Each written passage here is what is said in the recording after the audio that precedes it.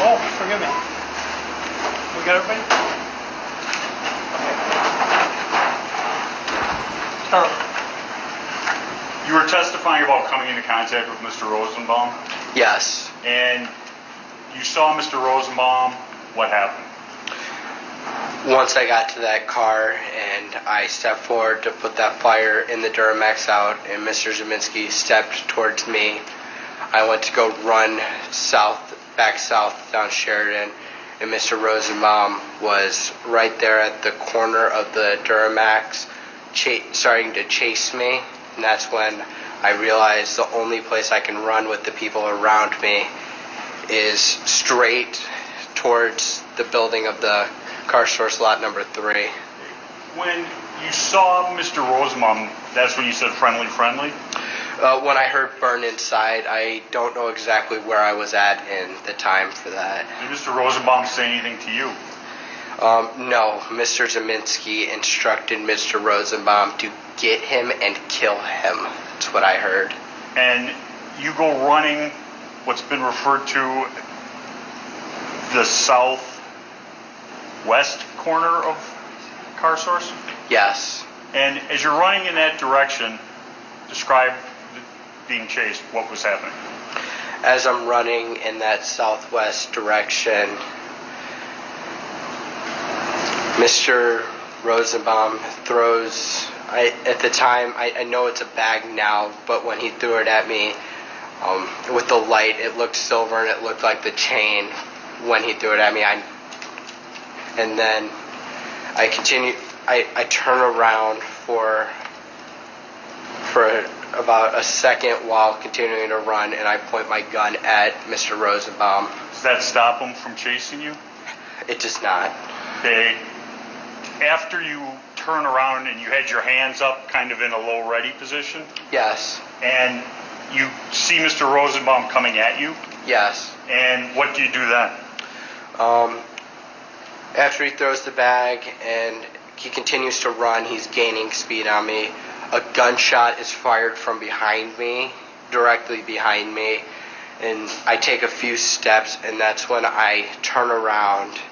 And as I'm turning around, Mr. Rosenbaum is, I would say, from me to where the judge is, coming at me with his arms out in front of him. I remember his hand on the barrel of my gun. And why didn't you just keep running? When I was over there, there were about 100 people surrounding those cars, and there was no space for me to continue to run to. Okay. And so you turned around? Yes. And as you see him lunging at you, what do you do? I shoot him. And how many times did you shoot? I believe 4. And after you shot him, what did you do? The people around the cars that were originally there were not there anymore.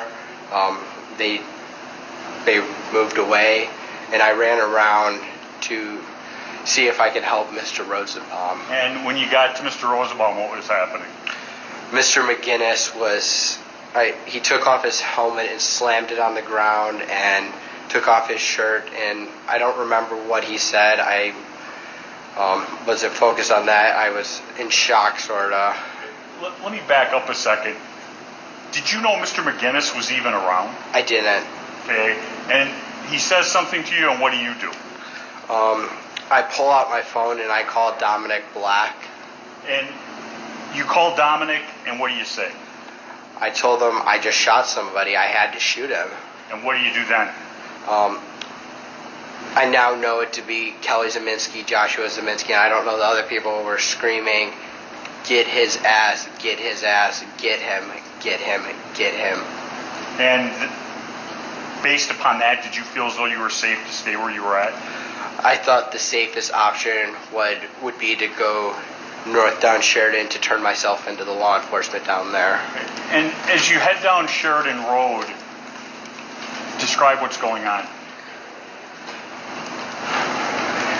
As I'm running, at first I'm in the sidewalk, and Mr. Lakowski Jason Lukowski is in the sidewalk, and I stop to talk to Mr. Lukowski for a brief second. I remember telling him that I just shot somebody and I need help to get to the police because the crowd, there was a mob was chasing me. And did Mr. Lukowski offer you any help? I don't remember. Okay, what do you do then? I continued to run after hearing people say, people were saying, cranium him, get him, kill him. People were screaming, and I just was trying to get to the police running down Sheridan Road. And you say I'm trying to get to the police. Why were you trying to get to the police? So I didn't do anything wrong. I defended myself. Did you feel as though there was safety where the police were? Yes. And as you head down Sheridan Road, what's the next thing you remember? The next thing I remember is Anthony Huber striking me in the head with a skateboard. Okay. As you sit here today, do you remember talking to Gage Grosskreutz? Yeah, sorta, a little bit. I didn't know it was Gage Grosskreutz when he came up to me, but sorta. Okay. And when this individual runs up to you and gets how close? I would say within a foot. Did you shoot him? I did not. Did you point your gun at him? I did not. Why not? I didn't see him as a threat to my safety or life. Okay. Was he armed at that time? Not that I noticed. Okay. And you continue running in a northerly direction down Sheridan Road? Correct. And as you're running in that direction, you said the next thing you remember is Anthony Huber. Yes. Describe that. Anthony Huber, what I remember is running past Anthony Huber, and as I'm running past Mr. Huber, he's holding a skateboard like a baseball bat, and he swings it down, and I block it with my arm, trying to prevent it from hitting me, but it still hits me in the neck, and as I block it, it goes flying somewhere off in the distance. And do you stop then? No. What do you do next? I keep running down Sheridan Road towards the police line. Then what happens? I get lightheaded, I almost pass out, and I stumble and hit the ground. Okay. Before you hit the ground, how many times were you struck? I believe twice. Okay. Do you remember anything about the other one? I remember the first one being a rock. I don't remember who did it, but I remember like the bumpiness of like a concrete rock hitting me in the back of the head. Okay. Now, after being struck with Mr. Huber's skateboard, you end up on the ground. Yes. You're on the ground. What's the first thing you remember?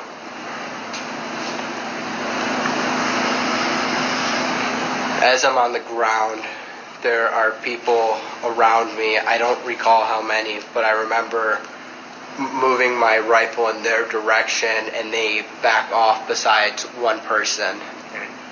When you noticed people by you, you said you moved your rifle in their direction? Yes. Did that individual keep coming? The last person did. Okay. The people that stopped, what did you do to them? Nothing. Okay. And you're saying the last person in that group continued to come at you? Yes. And describe what happened. The last person, I don't know his name. I don't think he was ever identified. Jumps at me he was wearing boots, I believe, and as he's running at me and jumping, as his boot is making contact with my face, I fired 2 shots at him. Why did you shoot at him?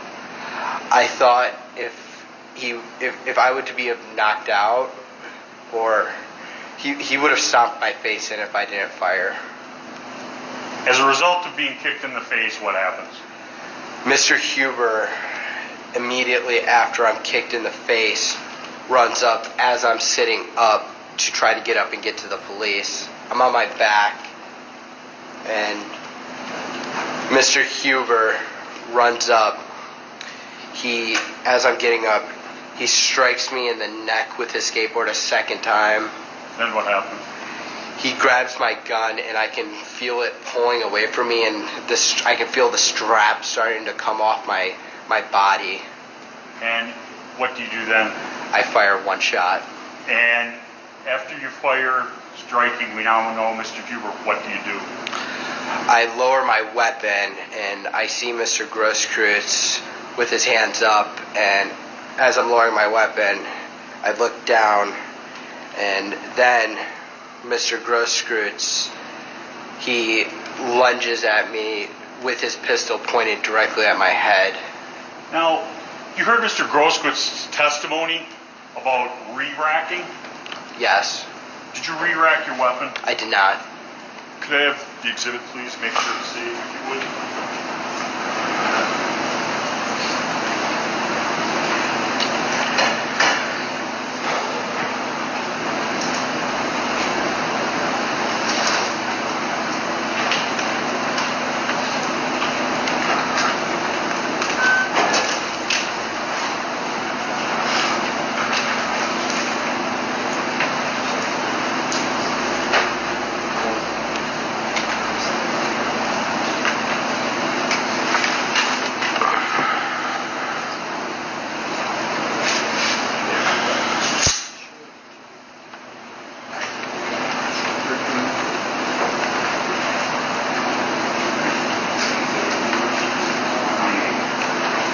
Showing you what's been previously marked, Exhibit 28. Do you recognize this? I do. Now, when somebody would, as Mr. Grosskreutz said, re-rack, is that this? Yes. Do you call it re-racking? I call it charging, putting a live round into the chamber. And to recharge, you have to pull this all the way back? Yes. Say that's about 4 inches? No, I'm asking you if you agree with that approximation. Mr. Rittenhouse, how far do you think that is? 3-4 inches. And if the weapon is loaded and you re-rack, what happens? If there's already a round in the chamber, when you re-rack the rifle, a live round would come out, chambering a new round into the chamber. Now, we got to the point where Mr. Grosskreutz is standing in front of you, has his hands up. Correct. And are you aware that he's armed? At that point, I do see a pistol in his hand. Is that the same or different from your first encounter with Mr. Grosskreutz? That is different. And he is standing, you said, how close to you? What I remember is our feet were touching, what it seemed like. Okay. And you do what? My rifle is down, his hands are up, his pistol is in his hand, and then Mr. Grosskreutz looks at me, and that's when Mr. Grosskreutz brings his arm down like this, like his arm is like that with me on the ground, and his pistol is pointed at me, and that's when I shoot him. How many times did you shoot him? Once. And after you shoot Mr. Grosskreutz, do you know where you shot him? No. What happens after you shoot him? He's no longer a threat to me. There's only one person in front of me, and his hands are up. I briefly point my rifle at him, and I get onto one knee, getting up, and he backs up with his hands up, and I don't shoot him. Did you notice anybody to your side? To my left, there was a gentleman with a pipe, and to my right, I believe it was a fence post. I don't know what it was, but it was a large object. Once you're to your feet, what do you do? I start walking towards the police line to turn myself into the police. Describe, where is the police line? Is it still in the same place? It moved up a little bit. I was down in the road about approximately right here. I'd say over here somewhere in this area. I don't remember exactly, but the police line was right here. I could see the flashing lights as I was trying to get to the police before. Okay, and as you go towards the police line, describe what happens. I run and walk. I put my hands up, and as I'm walking towards the police, I can't really hear anything. My vision is very narrow. I can only see directly in front of me. I see the flashing lights. I remember I occasionally tried to move my rifle behind me to put it behind me so the police didn't see me as a threat when I tried to turn myself in. I continue to walk, and then I walk towards the window of the sedan, the police cruiser sedan, I don't know what they're called, and I tell the officer, I just shot somebody, and the officer says, get the fuck back or you're going to get pepper sprayed, go home, go home, go home. And where do you go after you step back from the police car? I go to car source number 2. Okay, and now there wasn't a line there? They weren't stopping people from going in a northerly direction? No, they weren't. And you go to car source, what we refer to as car source number 2, and who do you see? I get there and I think the first person I see is Joanne Fiedler. I don't remember exactly, but I believe that's who's outside at the door. They let me inside. The door was locked, so somebody had to get the key to unlock it. And then we go inside, and I'm in shock. I don't really remember what was happening in there. I was freaking out. I was just attacked. My head was spinning. And did you go and turn yourself into the Kenosha Police Department? I did not. Why not?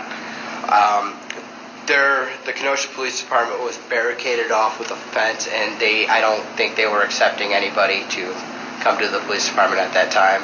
What did you do then? I went to the nearest police department that I knew of, which was Antioch Police Department in Illinois by my house. Who took you there? My mother. Okay. How did you get to Antioch from downtown Kenosha? Dominic Black drove me. Okay. And then Dominic Black drives you where?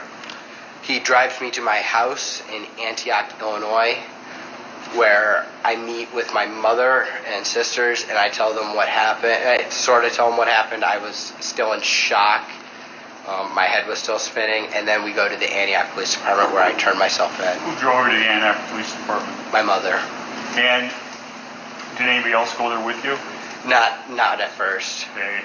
And you get to the Antioch Police Department approximately what time? I would say about an hour after the shooting. Okay. And when you get there, are they looking for you?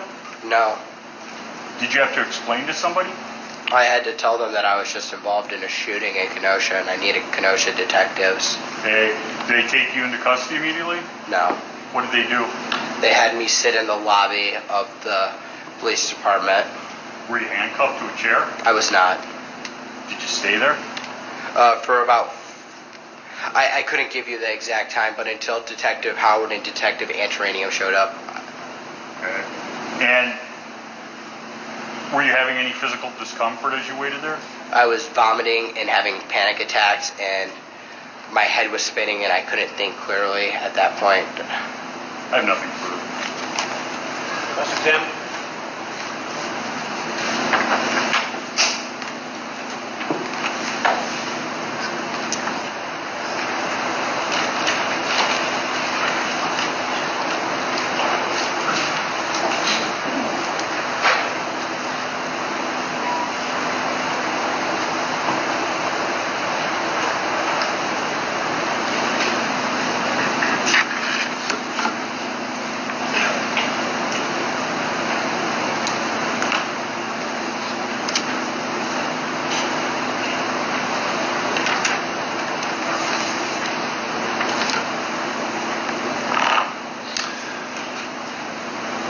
Good morning, Mr. Rittenhouse.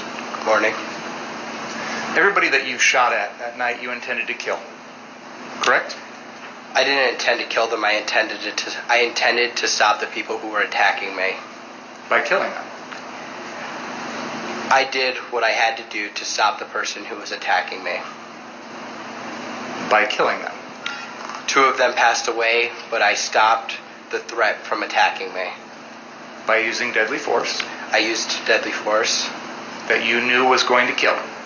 I didn't know if it was going to kill them, but I used deadly force to stop the threat that was attacking me. You intentionally used deadly force against Joseph Rosenbaum, correct? Yes. You intentionally used deadly force against the man who came and tried to kick you in the face, Yes. correct? You intentionally used deadly force against Anthony Huber, correct? Yes. You intentionally used deadly force against Gage Grosskreutz, correct? Yes. With regard to Joseph Rosenbaum, you fired 4 shots at him, correct? Yes. You intended to kill him, correct? I didn't intend to kill him. I intended to stop the person who was attacking me and trying to steal my gun.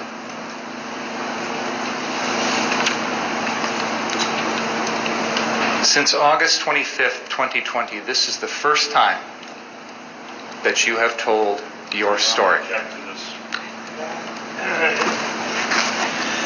Sustained. Since August 25th, 2020, you've had the benefit of watching countless videos of your actions that night, correct? I've seen certain videos, not all of them. I've seen the majority of them actually here during the trial. You've also had the opportunity to read articles. People have written interviews, things like that, about what happened that night, correct? I do my best to avoid what people write on the internet. A majority of it's not true. You have also sat here through 8 days of trial, correct? Yes. And you've had the opportunity to watch all of the videos that have been Yes. played in this trial. Yes. Sir, if you could please let me finish my question before answering. And I will do my best to let you finish your answer before I go on to the next question. Fair? Yes. You have also had the opportunity to listen to the testimony of all 30-some witnesses that have testified in this trial so far, correct? Yes. And after all of that, now you are telling us your side of the story, correct? Correct. I'm going to ask you folks to go in the library for just a second. Please don't talk about the case.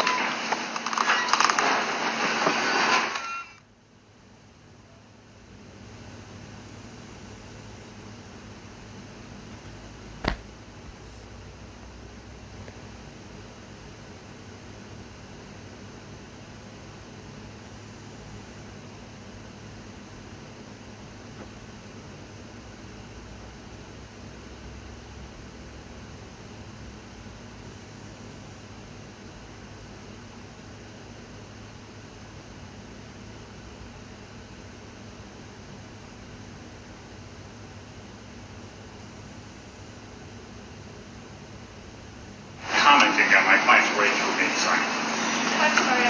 You need to account for this. Your Honor, I don't want to jury here. He's commenting on my client's right to remain silent. No, Your Honor. I am making the point that after hearing everything in the case, now he's tailoring his story to what has already been introduced. The problem is, this is a grave constitutional violation for you to talk about the defendant's silence. And that is, and you're right on the borderline. And you may be over, but it better stop. Understood. This is, I can't think of the case, the initial case on it, but this is not permitted. All right. Ask the jury to come in, please. That's fucking crazy. He can't even question him.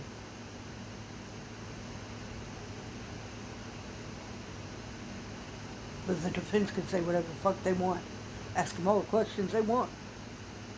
A prosecution can't.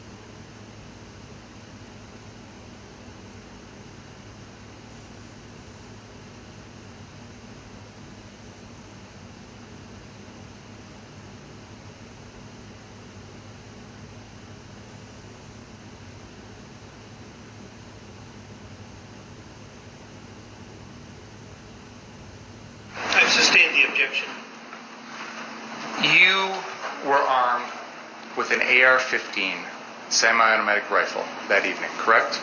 Yes. You had it loaded with 30 rounds of full metal jacket ammunition, correct? Yes.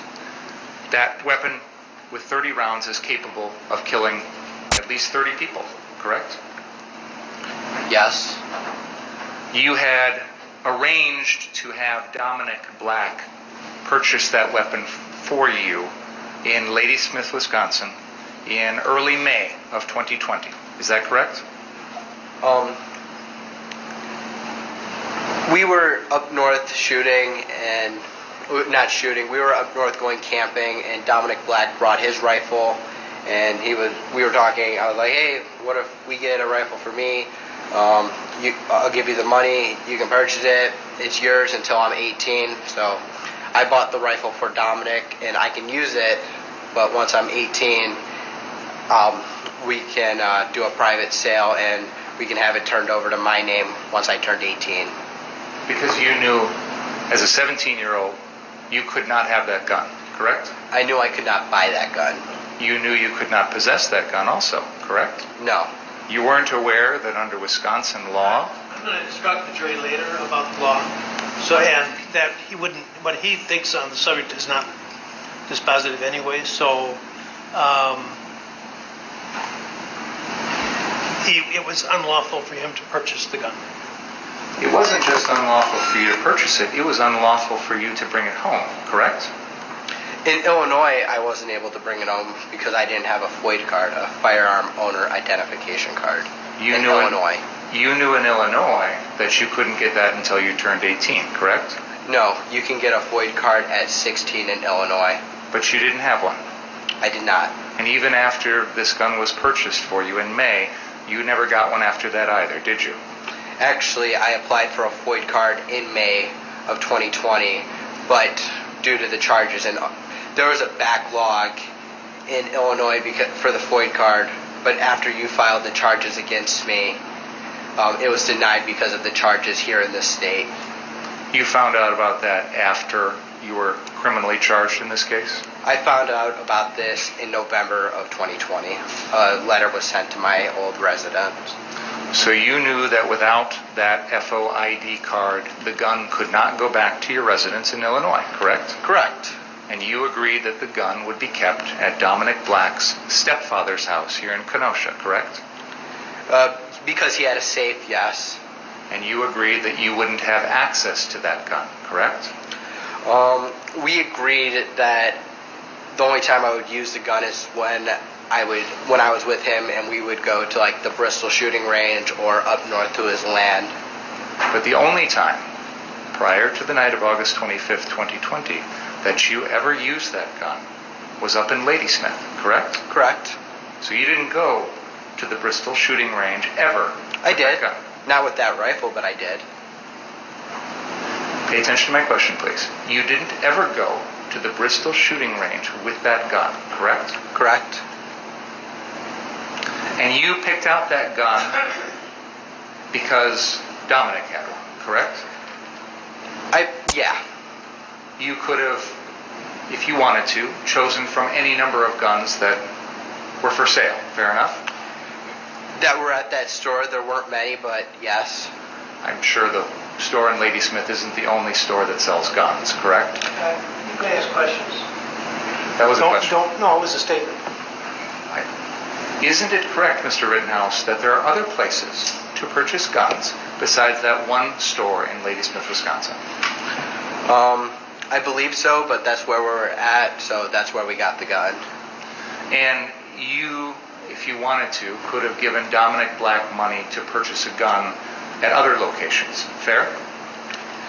Didn't cross my mind, but now that you say it, yeah.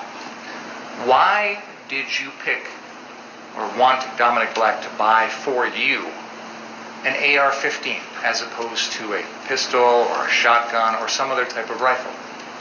I cannot legally possess or carry a pistol because I'm not 18 in Wisconsin. I believe it's 18 in Wisconsin for a pistol.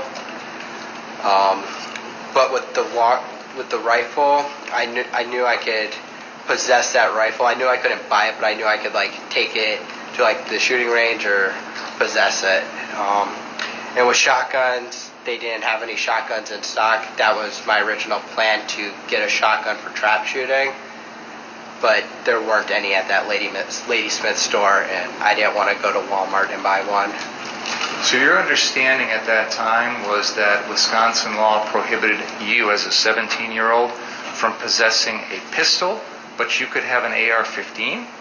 Yes. What was that understanding based on? The understanding was based on when we would go up north. It was me, Dominic, and my sister, and we were allowed to carry the rifles around, and the officers over there said it was fine. I'm going to move to strike as hearsay. What officers would have told You me. asked the question on what the source of his knowledge was.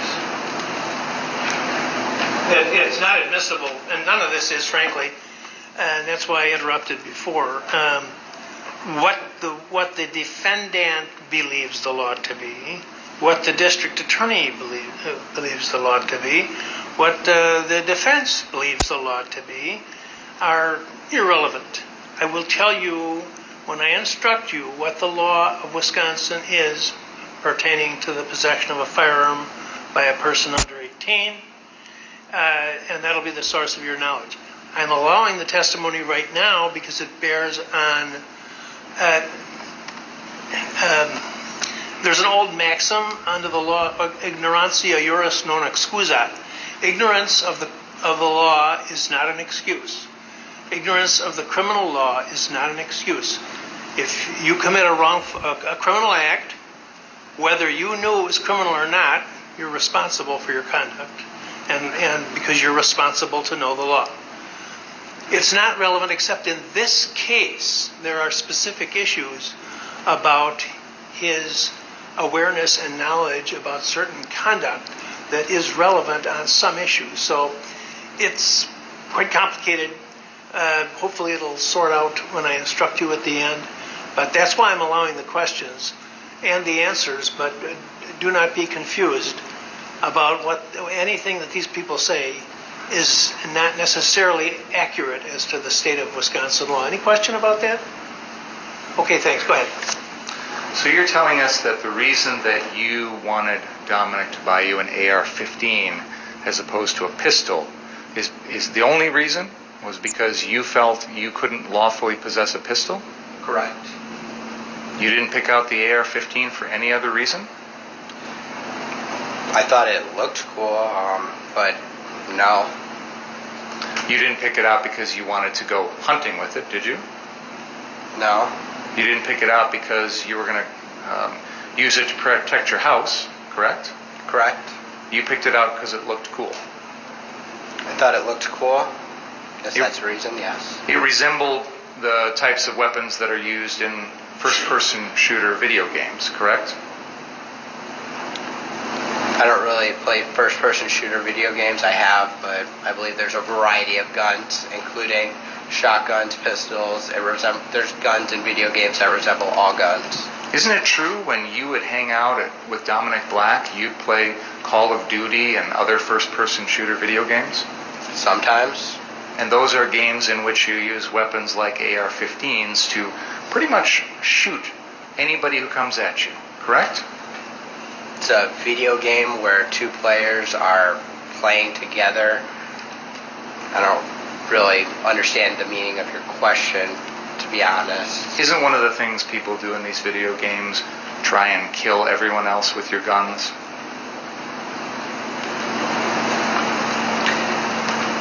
Yeah, in the video game, it's just a video game. It's not real life. Now, you introduced yourself as living in Walworth County right now. Is that right? On the date that this all happened, you were an Illinois resident? Correct. You had grown up in Illinois? Correct. You had not spent any significant time living here in Wisconsin, correct? No. You'd agree with me that's correct? No, I've spent time at my father's house and partially live here also, so no, that's not correct. You indicated